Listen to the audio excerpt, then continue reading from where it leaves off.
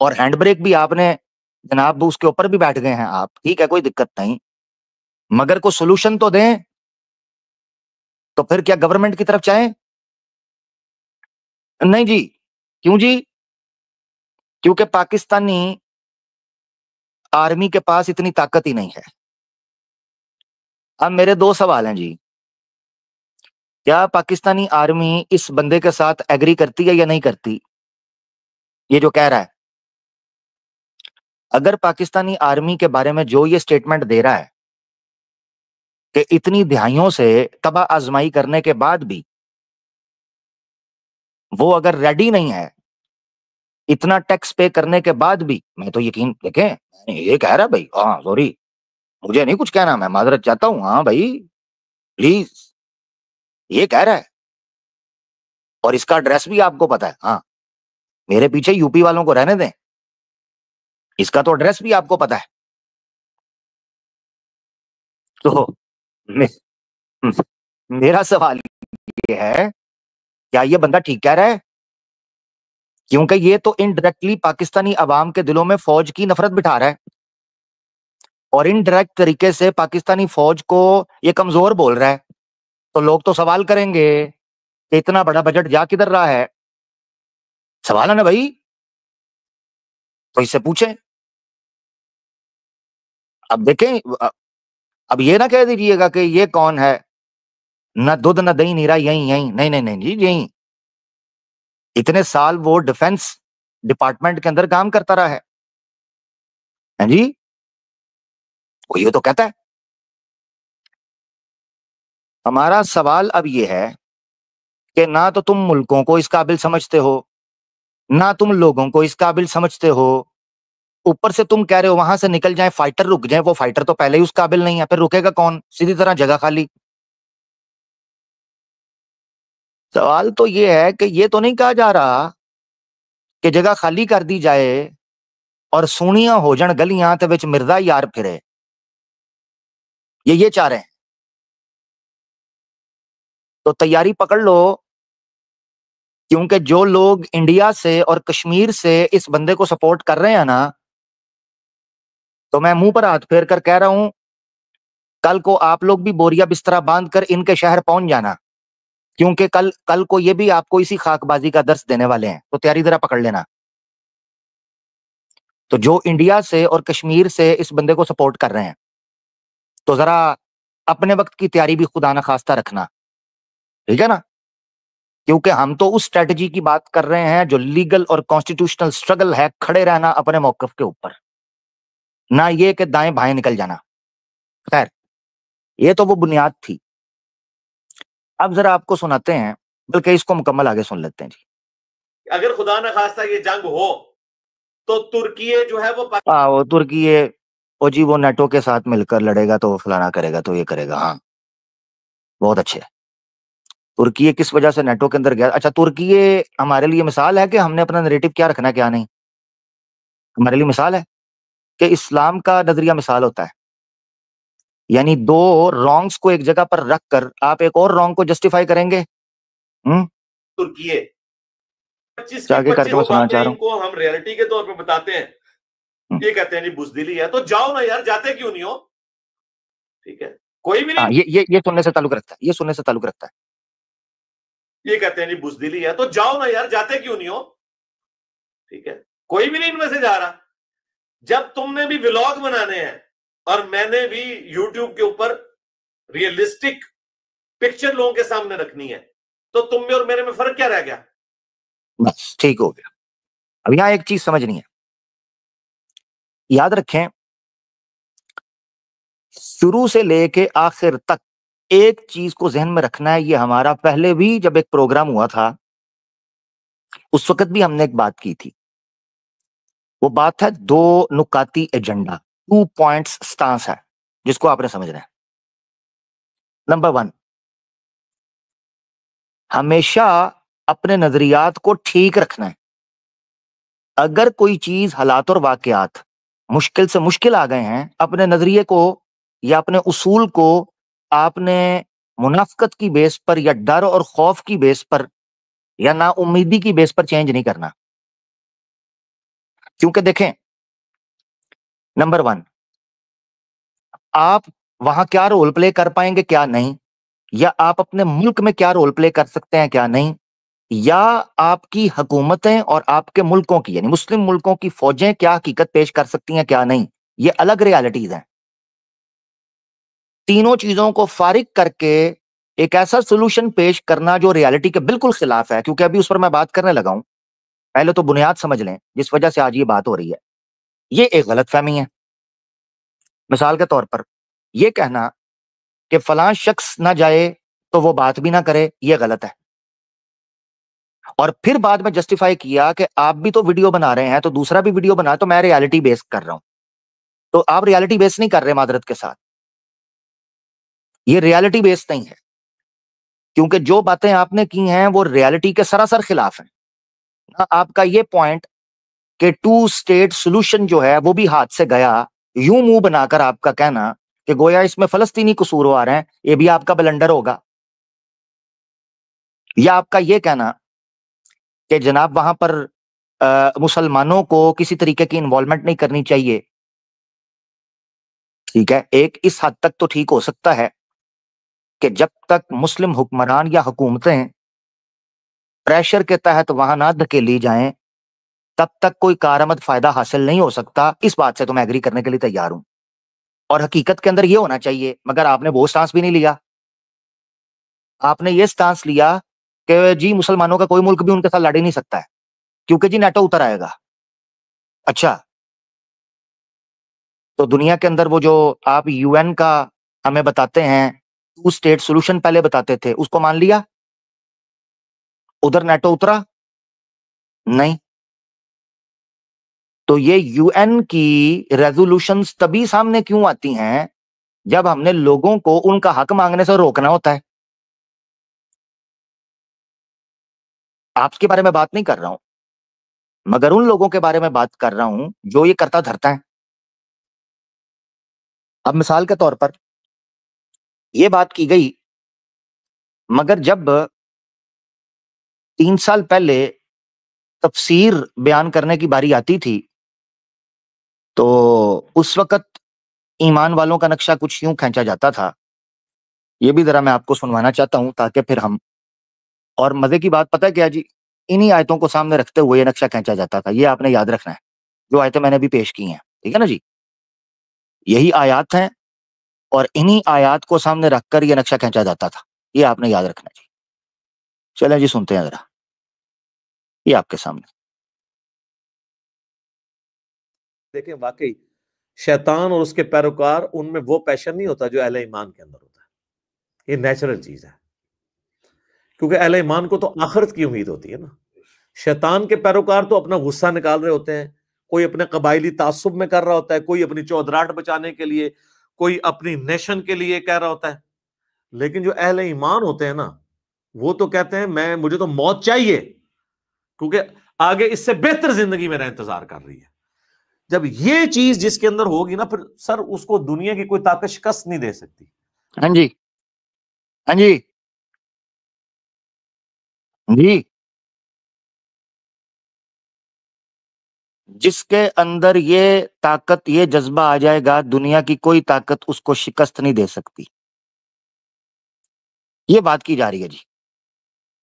اب مجھے نہیں پتا کہ باقی ساری باتوں کو سامنے رکھتے ہوئے اس چیز کا مطلب رہ کیا جاتا ہے، پھر میری سمجھ سے باہر ہے، اے سن لو ذرا۔ جب یہ چیز جس کے اندر ہوگی نا، پھر سر اس کو دنیا کی کوئی طاقت شکست نہیں دے سکتی، اور یہی چیز تھی صحابہ کے اندر کہ انہوں نے چند سالوں کے اندر رومن اور پرشین امپائر کو اکھاڑ کے رکھ دیا۔ جب ایک شخص جان بچانے کے لیے نہیں بلکہ مرنے کے لیے میدان جنگ میں اترے تو سر وہ، ہاں جی، ہاں جی، ٹھیک ہے جی۔ اب 2 چیزوں میں سے ایک چیز ہے، یا تو پھکی فروش یہ ماننا پڑے گا کہ یہ خاص صرف صحابہ کرام کے لیے قرآن اترا تھا، یا یہ ماننا پڑے گا کہ یہ دنیا کے آخری انسان تک کے لیے قرآن ہے۔ اگر تو یہ صحابہ کرام کے لیے خاص تھا تو یہ اسلام کی تنکیر ہوگی اور اسلام کے مزاج کی جو کہ قیامت تک کے لیے آنا ہے اس کا انکار ہوگا. اور اگر یہ کہیں کہ یہ قیامت تک کے لیے ہے پھر یہ جذبہ قیامت تک کے لیے پبلک میں رہنا چاہیے obviously مکمل تیاری کے ساتھ. شخص جان بچانے کے لیے نہیں بلکہ مرنے کے لیے میدان جنگ میں اترے تو سر وہ کوئی حکمت عملی بھی ذہن میں نہیں رکھے گا. ہاں جی چیک کر لیا جی. اب مجھے بتائیں کہ حکمت عملی کدھر گئی؟ یہ صرف تفسیریں کرنے کے لیے، یہ صرف 1 گھنٹے کی تفسیر ریکارڈ کرنے کے لیے ویڈیو ریکارڈ کرائی جاتی ہے یا اس کا کوئی مطلب بھی ہوتا ہے پیچھے؟ ہاں جی کہ اس کا کوئی مطلب بھی ہوتا ہے؟ مجھے تو قرآن کی آیت یاد آ گئی، چلو وہ بھی بتاتا ہوں، پہلے یہ سن لے ذرا. میدان جنگ میں اترے کے اندر کہ انہوں نے چند سالوں کے اندر رومن اور پرشین امپائر کو اکھاڑ کے رکھ دیا. جب ایک شخص جان بچانے کے لیے نہیں بلکہ مرنے کے لیے میدان جنگ میں اترے تو سر وہ کوئی حکمت عملی بھی ذہن میں نہیں رکھے گا. وہ تو پھر حضرت خالد بن ولید کی طرح فرنٹ سے جا کے لیڈ کرے گا. ایک منٹ، مگر خالد بن الولید کی مثال جب کچھ لوگوں نے دی تھی تو آپ نے کہا تھا 1000 بھی آ جائیں تو یہودی فوجی نعوذ باللہ کچھ کر دے گا. تو حقیقی مجھے کوئی ہضم نہیں ہو پا رہی، کچھ کیا کریں؟ اچھا ٹھیک ہے، یعنی غیرت کا کیپسول آ گیا ہے پکی کے مقابلے میں اس لیے بات نہیں بن. اچھا ٹھیک ہے پھر صحیح ہے، دوبارہ سن لیں جی. خالد بن الولید کی مثال جب علماء دیتے ہیں اس کانٹیکسٹ میں مسلم امہ کے اندر ایک ایمان اور جوش اور جذبے کو جاگتا رکھنے کے لیے اور اس غیرت کو قائم مقام رکھنے کے لیے کہ ہم ذہنی طور پر قوم میں یاد رکھیں جب کبھی فرقہ واریت کے خاتمے کی اور اسلامی شریعہ کے نفاذ کی پاکستان کے اندر بات کی جاتی ہے تو یہ آپ نے کامن سینس ذہن میں رکھنی ہے، وہ کنسنسس کی بات کی جاتی ہے جسے بولتے ہیں رائے عامہ کا ہموار کرنا، جرنل کنسنسس، یونانیمسلی اکٹھا ہونا کسی جگہ پر. وہ کیسے ہوتا ہے؟ قوموں کی ذہن سازی کی جاتی ہے، قوموں کی ذہن سازی کیسے ہوتی ہے؟ جب انٹلیکچوئلز ہوتے ہیں، جو تھنکرز ہوتے ہیں، وہ آئیڈیاز کو فلوٹ کرتے ہیں، فیڈ کرتے ہیں، سپون کرتے ہیں، انجیکٹ کرتے ہیں قوموں کے اندر. That's how. جیسے ماں بچے کو دودھ پلاتی ہے، جیسے ماں بچے کو دودھ پلا کے طاقتور کرتی ہے، اسی طریقے سے انٹلیکچوئلز اور تھنکرز قوموں کی ماں کا رول پلے کرتے ہوئے ان کو ہمت، حوصلہ اور انقلاب ان کے اندر دودھ کی طرح پلاتے ہیں انہیں. تب جا کر وہ قومیں بلند اور باوقار ہوتی ہیں. گرومنگ کی جاتی ہے. اب مجھے اس کی بات سمجھ نہیں آ رہی. سوچنے کی بات ہے کہ ایک طرف تو یہ بات کی جاتی ہے مگر جب کبھی اس بات کے امپلیمنٹ کرانے کے لیے لوگ آوازیں اٹھاتے ہیں اس وقت فٹافٹ کہہ دیا جاتا ہے کہ جناب حضرت خالد بن ولید کی کیا ویلیو ہے، توبہ نعوذ باللہ. کے لیے میدان جنگ میں اترے. جب ایک شخص جان بچانے کے لیے نہیں بلکہ مرنے کے لیے میدان جنگ میں اترے تو سر وہ کوئی حکمت عملی بھی ذہن میں نہیں رکھے گا. وہ تو پھر حضرت خالد بن ولید کی طرح فرنٹ سے جا کے لیڈ کرے گا، جہاں پہ کوئی ایکسپیکٹ بھی نہ کر رہا ہو کہ ان کا جو سپہ سالار ہے وہ فرنٹ پہ آ گیا. وہ تو ہاں جی تو سجیسٹ کریں نا، سپہ سالار کو سجیسٹ کریں نا یہ چیز. ان کو تو آپ کہتے ہیں کہ وہ لڑ ہی نہیں سکتے، پاکستان لڑ ہی نہیں سکتا. تو آپ کیا کہنا کیا آپ کا نیریٹو ہے کیا؟ سپہ سالار آگے نکلے نہ نکلے، قوم آگے نکلے نہ نکلے، وہاں کے لوگ فائٹر وہاں رہیں وہ بھی نہیں لڑ سکتے، اسلحہ اسٹریٹجی نہیں پتہ کیا ہے، کون نوجوان کدھر جائے؟ آپ کہنا کیا چاہ رہے ہیں؟ آپ کا نیریٹو ہے کیا؟ کہ یہ صرف تفسیریں ریکارڈ کرانے کے لیے رکھا ہوا تھا، 1 گھنٹے کی تفسیر ریکارڈ کر دوں گا کل کو ٹی وی پہ چل جائے گی، بہت اچھے، ڈاکٹر اسرار احمد صاحب کی طرح. اور ڈاکٹر اسرار احمد کوئی وہ اور بلا تھی، اور اللہ کا ایک خاص فضل تھا ان کے اوپر قرآن کو لے کر. ڈاکٹر اسرار احمد صاحب کدھر، آپ کدھر جناب، کیا کرتے ہیں، کیوں ضد کرتے ہیں؟ وہ دور اندیش آدمی تھا، اس بندے کا ورلڈ ویو تھا، وہ دنیا گھوما ہوا شخص تھا. وہ جہاں دیدہ آدمی تھا، ان کی پروفیسیز اور پریڈکشنز جو ہیں یوں ٹچ بیٹھ رہی ہیں آج سے 15 سال پرانی، 20 سال پرانی. وہ بندے کا نریٹو تھا، وہ بندے کی سوچ تھی، اس بندے کے تھیسس تھے. چلیں آپ کو ایک نظم سناتا ہوں. اقبال نے بیسیکلی ایک نظم لکھی تھی جس کا نام تھا پنجابی مسلمان. ٹھیک ہے، پنجابی مسلمان. تو کیوں نہ آپ کو ذرا سنا دی جائے کہ فٹافٹ ہی لوگوں کے گرویدہ اور شخصیت پرستی کے اندر پڑ جاتے ہیں. اقبال کہتا ہے مذہب میں بہت تازہ پسند اس کی طبیعت. پنجابی مسلمان کا نقشہ کھینچ رہے. مذہب میں بہت تازہ پسند اس کی طبیعت، کر لے کہیں منزل تو گزرتا ہے بہت جلد. تحقیق کی بازی ہو تو شرکت نہیں کرتا، ہو کھیل مریدی کا تو ہرتا ہے بہت جلد. فٹافٹ ہی واہ جی واہ، پلانٹ ارتھ ڈرائیونگ سیٹ او ہو کرتا دھرتا. تعویل کا پھندا کوئی سیاد لگا دے، یہ شاخ نشے من سے اترتا ہے بہت جلد. تعویل کے پھندے کے اندر فٹافٹ آ جاتے ہیں.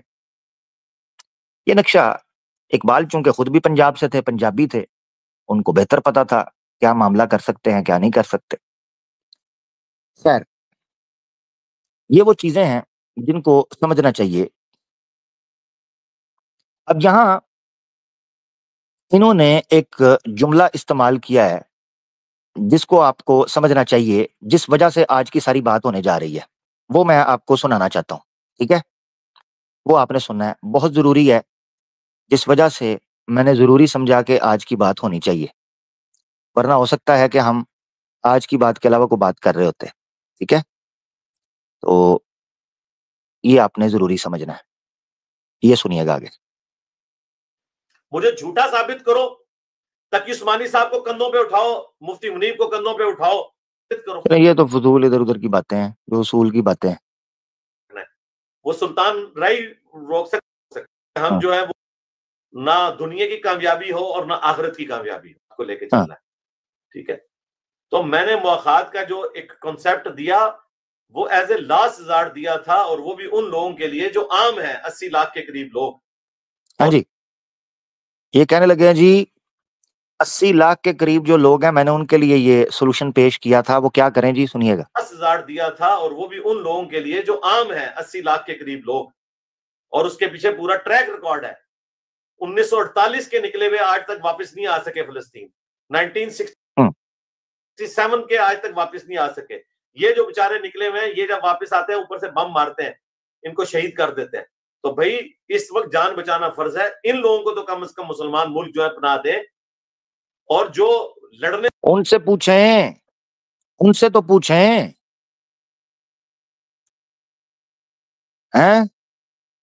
فقی فروز صاحب، ان سے تو پوچھیں.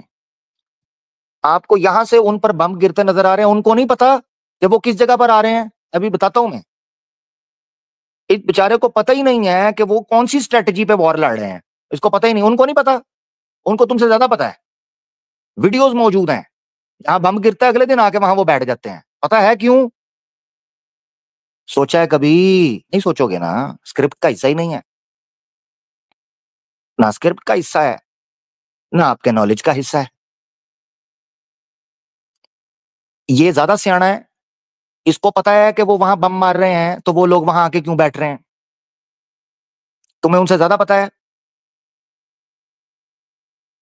فقی فروز جی، ابھی آپ کو پتا چلے گا، میں بتاؤں گا آپ کو کیوں کر رہے ہیں فلسطینی وہ. اور اس کو بھی پتا چلے گا کہ وہ کیا یہ کام کر رہے ہیں. ان کو نہیں پتا. ویڈیوز موجود ہیں ویسٹ بینک کی، غزہ کی، اس پوری پٹی ویڈیو موجود ہیں. وہ لوگوں کو کہتے ہیں یار یہاں سے نکلو، یہاں سے نکلو. یو این کے لوگ کہہ رہے ہیں یہاں سے نکلو. ریڈ کریسنٹ، ریڈ کراس کے لوگ وہ کہتے ہیں یہاں سے نکلو. وہ کہتے ہیں قسم اٹھا کے ایک جگہ نہیں چھوڑیں گے، ایک جگہ ایک ٹکڑا نہیں چھوڑیں گے ہم اپنے علاقے کا. ایک ٹکڑا بم پڑے ہوئے ہیں، بم. وہ کہہ رہے ہیں ہم نہیں چھوڑیں گے. یہ بکرا آ گیا ہے پھپا، یہ بکرا ماما تایا آ گیا ہے، جو بتانے کے لیے آ رہا ہے کہ چلو. یعنی جو سبق یہودی نہیں دے سکا فلسطین کو، یہ سبق یہ دینے آ رہے ہیں. فضا میں تم ہو نصارہ تو تمدن میں ہنود، یہ مسلمان ہے جسے دیکھ کے شرمائے یہود.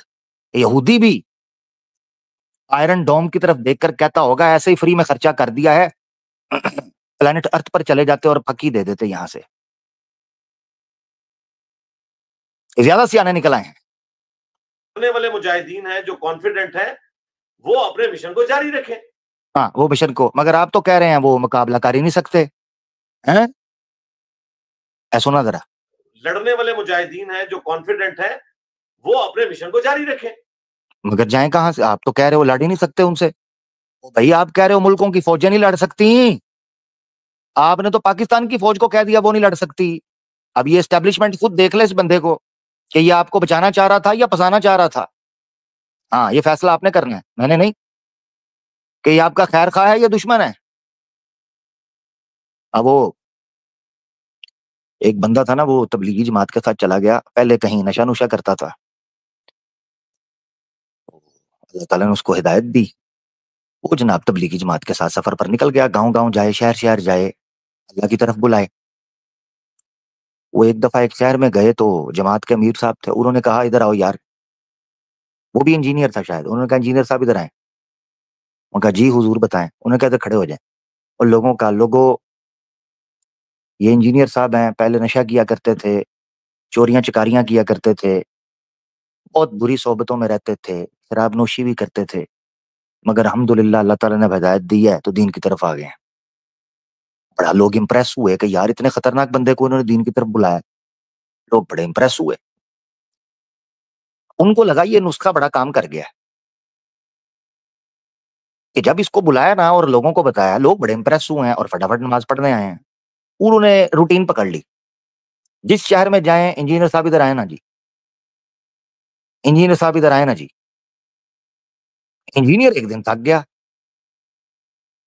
اس نے امیر صاحب کے کان میں کہا، اس نے کہا امیر صاحب اتنا بدنام تو میں تبلیغی جماعت سے پہلے نہیں ہوا تھا. میرے محلے میں بھی کئی لوگوں کو نہیں پتا تھا کہ میں یہ جوا شراب شروع کرتا ہوں، جتنا آپ نے پورے شہر میں ڈنڈورا پیٹ دیا ہے. تو آپ کی مہربانی، نیکسٹ ٹائم میں نہیں آ رہا. تو مقصد کہنے کا یہ ہے، کیا کوئی فوجی اب انجینئر صاحب کے کان میں کہے گا؟ سوال ہے نا جی میرا.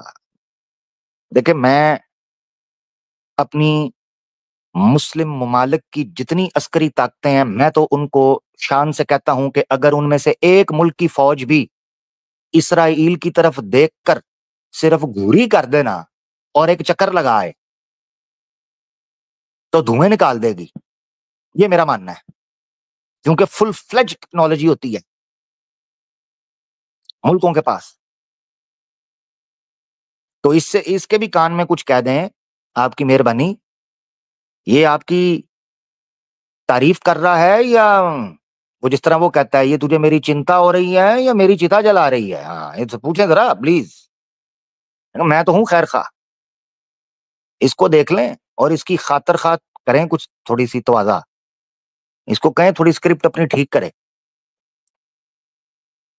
اچھا آگے سنیں جی. ان کو کون کہہ رہا ہے کہ وہ جو ہے وہ اپنا مشن چھوڑ دیں، نعوذ باللہ. لیکن نعوذ باللہ، آپ ہی کہہ رہے ہیں جی وہ کر کچھ نہیں سکتے. عورتوں اور بچوں کو تو ڈھالنا نہ بنایا جائے، ان کو تو تختہ مشق نہ بنایا جائے. تو اس طرح میری باتوں کو آؤٹ آف کانٹیکسٹ کاٹتے ہیں. لو جی جملے چیک کریں. فلسطین غزہ سٹرپ ہو یا ویسٹ بینک کے ایریاز ہوں، وہاں پر جو پیلسٹینین فریڈم فائٹرز ہیں وہ بچوں کو اور عورتوں کو ہیومن شیلڈ بنا رہے ہیں. یہ نریٹو پتہ کس کا ہے؟ یہ آئی ڈی ایف کا نریٹو ہے، یہ رائٹ ونگ کا نریٹو ہے اسرائیل میں. آپ اندازہ کرو کہ یہ بندہ کس نریٹو کو پک کر رہا ہے. آپ اندازہ کرو.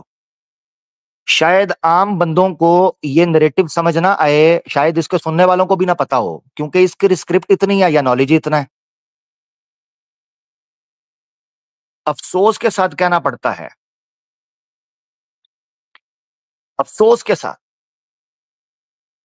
کہ پاپولر جو جس کو آئی ڈی ایف آبویسلی بولا جاتا ہے، میں اس لیے وہ بول رہا ہوں، تو جو آکوپیشن جن کی جو فورسز ہیں، آکوپیشن کی فورسز، ہم اس بنیاد کے اوپر کہہ رہے ہیں ان کا یہ نریٹو ہے کہ وہ کہتے ہیں کہ ہمیں سویلین ریزیڈینشل ایریاز کے اوپر یا پیلسٹینین سیٹلمنٹس کے اوپر بمبارڈمنٹ اس لیے کرنی پڑ رہی ہے کیونکہ جی حماس کے لوگ یا جو اسلامک جہاد کے لوگ ہیں وہ وہاں رکے ہوتے ہیں ہیومن شیلڈز بنا کر. یہ جملہ پتہ کس کا ہے؟ یہ زائنسٹ فوجیوں کا ہے, اسرائیلی فوجیوں کا. یہ مسلم جو واریئرز ہیں ان کا تو سٹانس ہی نہیں ہے. اچھا بول یہ رہا ہے کہ جی وہ جو وہاں مسلم کانفیڈنٹ واریئرز ہیں, مجاہد ہیں, وہ تو وہاں لڑتے رہیں, تو بچوں کو شیلڈز نہ بنائیں, فلانے کو شیلڈز نہ بنائیں, یہ وہ بول رہا ہے. اب ہم یہاں سے بات شروع کریں گے جس وجہ سے ضرورت پیش آئی بات کرنے کی. آپ نے سنا ہوگا میں نے ایک جملہ بولا تھا, بات بھی لمبی ہوگی, میں نے ابھی دیکھا یہ تو آلموسٹ 1 گھنٹہ ہونے والا ہے, مگر کوئی بات نہیں, انشاءاللہ کوشش کروں گا کہ 1 بجے تک جو ہے وہ آج کی سٹریم کو میں سم اپ کروں گا 1 بجے تک, ٹھیک ہے جی. تو ابھی تقریباً 10:30 ہونے کو ہیں, تو 1 بجے تک انشاءاللہ اس کو سم اپ کر دیں گے. ایک چیز یہاں پر سمجھیں, میں نے ابھی تھوڑی دیر پہلے ایک جملہ بولا تھا, وہ جملہ یہ تھا کہ کیا فلسطینی کو نہیں پتا کہ جس جگہ کے اوپر بم گرا ہے میں ادھر ہی آ کے بیٹھ رہا ہوں اور یہاں دوبارہ بم وہ نہیں دیکھ رہے, ان کو نہیں پتا چل رہا, جن کی آنکھوں کے سامنے بچے جا رہے ہیں, جن کی آنکھوں کے سامنے صحافیوں تک کو شوٹ کیا جا رہا ہے, ریڈ کراس کے ممبرز کو شوٹ کیا جا رہا ہے, وین کے اوپر اٹیک کیا جاتا ہے, جن کی ریکارڈنگز وائرل ہوتی ہے آخری ٹائم کی, ان کو نہیں پتا کہ ہم یہاں پر کیوں آ رہے ہیں. سوچا ہے کبھی؟ میں نے ایک ویڈیو بنائی تھی, ایک مووی آئی تھی جس کو بین کر دیا گیا تھا اور اس کی وجہ سے نیٹ فلکس کو بھی ریسٹرکشن کا سامنا کرنا پڑا تھا اسرائیل کے اندر, اور لوگوں نے کافی لے دے کی تھی, جس میں 1967 کی جو 6 ڈے وار تھی اس کے حالات اور واقعات کو ایکسپلین کیا گیا تھا کہ کیسے انہوں نے پیلسٹینین جو کالونیز تھیں یا سیٹلمنٹس تھیں ان پر اٹیک کیا اور قبضہ کرتے چلے گئے تھے ویسٹ بینک کے اندر اور غزہ سرپ کے اوپر. اس میں نے بتایا تھا کہ انہوں نے 1967 کے بعد سے ڈونلڈ ٹرمپ کا جو فرسٹ الیکشن تھا پریزیڈینشل, اور پریزیڈنٹ بننے کے بعد تک ایسٹرن یروشلم کے اندر کیا کیا تھا. ہاں, فرحہ مووی کے بعد آواز آفیشیل کے اوپر وہ ویڈیو پڑی ہوئی ہے, آپ چیک کیجئے گا, آواز آفیشیل پر وہ ویڈیو موجود ہے. اس ویڈیو کے اندر میں نے ڈیٹیل سے رپورٹس دی تھیں ایون ورلڈ بینک کی. آپ کو پتا ہونا چاہیے کہ ورلڈ بینک ایک ٹھیک ٹھاک سپورٹ دے رہا ہے, آئی ایم ایف ٹھیک ٹھاک سپورٹ دے رہا ہے, اسپیشلی 2017 تک کی تو رپورٹ انہوں نے شائع کی تھی جس میں بلینز اینڈ بلینز ڈالرز جو ہیں وہ واٹر ڈیولپمنٹ کے نام کے اوپر اور سیٹلمنٹس کے نام کے اوپر ان کو لون دیا جا رہا تھا. یاد رکھیں یہ سیٹلمنٹس کہاں ہو رہی ہیں؟ انہی جگہوں کے اوپر جہاں پر کبھی 2 اسٹیٹ سولوشن کے بارے میں بات کی گئی تھی. ہاں جی, آج جو یہ لوگ کہتے ہیں, اور یہ پھکی فروش نے بھی یہ چورن بیچا کہ جناب 2 اسٹیٹ سولوشن ہو جائے, پہلے کہتے ہیں 2 اسٹیٹ سولوشن ہو جانی چاہیے تھی, اب شور ڈالنا شروع کر دیا جی 2 اسٹیٹ سولوشن جو ہے وہ نہیں, اب تو اپنے علاقے چھوڑو. اچھا, اپنے علاقے چھوڑو. آپ کو ایک بات بتاؤں, سب سے امپورٹنٹ چیز سمجھنے کی یہ ہے کہ کیوں 1948 1949 کے بعد یہودیوں کو 6 دن کی وار کا سامنا کرنا پڑا مڈ سٹی کے اندر, ایسٹرن یروشلم کے اندر. کیوں کرنا پڑا؟ کیونکہ پیلسٹینین سیٹلمنٹس کو اجاڑنا مقصد تھا.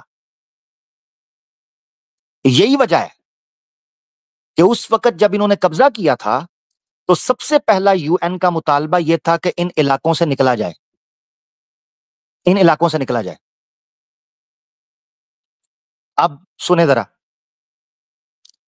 کسی بھی علاقے, ایک چھوٹا سا گھر ہے, چھوٹا سا گھر, چھوٹے سے گھر پر اگر آپ نے قبضہ جمانا ہے نا تو آپ کو اس گھر میں رہائش اختیار کرنی پڑے گی, ایسا ہی ہے کہ نہیں؟ خالی گھر کے اوپر قبضہ آسانی سے ہوتا ہے. خالی گھر پہ قبضہ آسانی سے ہو جاتا ہے. مگر اگر گھر کے اندر رہائشی ہوں, گھر فرنش ہو, لوگ رہ رہے ہوں, آس پاس دکانیں ہوں, اسکول ہوں, پارک ہوں, ہاسپٹل ہوں,